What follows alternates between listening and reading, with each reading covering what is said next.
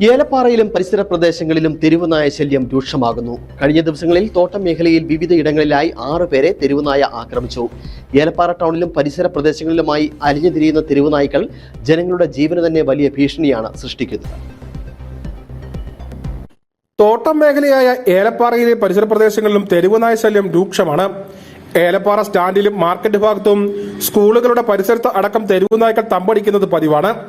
കഴിഞ്ഞ ദിവസം വിവിധ മേഖലകളിലായി 6ഓളം പേർക്ക് തെരുവുനായയുടെ കടിയേറ്റു. ഇതിനു മുമ്പും തെരുവുനായ ശല്യം രൂക്ഷമായ സാഹചര്യത്തിൽ ഇതിനെ അമർച്ച ചെയ്യണം എന്ന ആവശ്യമുയർത്തി നിരവധി തവണ വ്യാപാരികളും പൊതുജനങ്ങളും ബന്ധപ്പെട്ട അധികൃതർ മുൻപാകെ പരാതികൾ ബോധിപ്പിച്ചെങ്കിലും നടപടി എങ്ങും എത്തിയിട്ടില്ല.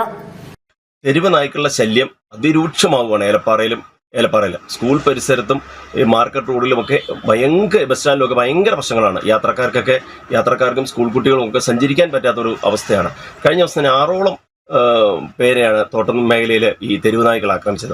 ഇതിനെതിരെ ശക്തമായ നടപടി പഞ്ചായത്തും ഗവൺമെന്റും സ്വീകരിക്കണം. വലിയ ബുദ്ധിമുട്ടാണ്. ഏലപ്പാറയിൽ സാധനം വാങ്ങാൻ പറ്റുന്ന കച്ചവടക്കാർക്കും കുട്ടികൾക്കും ഒക്കെ വളരെ ബുദ്ധിമുട്ടാണ്. അടിയന്തരമായിട്ട് ഇതിനൊരു നടപടി സ്വീകരിക്കണമെന്ന് കേരള വ്യാപാരി വ്യവസായ ഏകോപന സമിതി ഏലപ്പാറയോട് ആവശ്യപ്പെടുകയാണ്.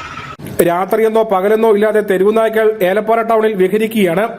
ഇത് ബസ് കാത്തു നിൽക്കുന്നവർക്കും സ്കൂൾ കഴിഞ്ഞ് വീട്ടിലേക്ക് പോകുന്ന വിദ്യാർത്ഥികൾക്കും അടക്കം വലിയ ഭീഷണിയാണ് സൃഷ്ടിക്കുന്നത്.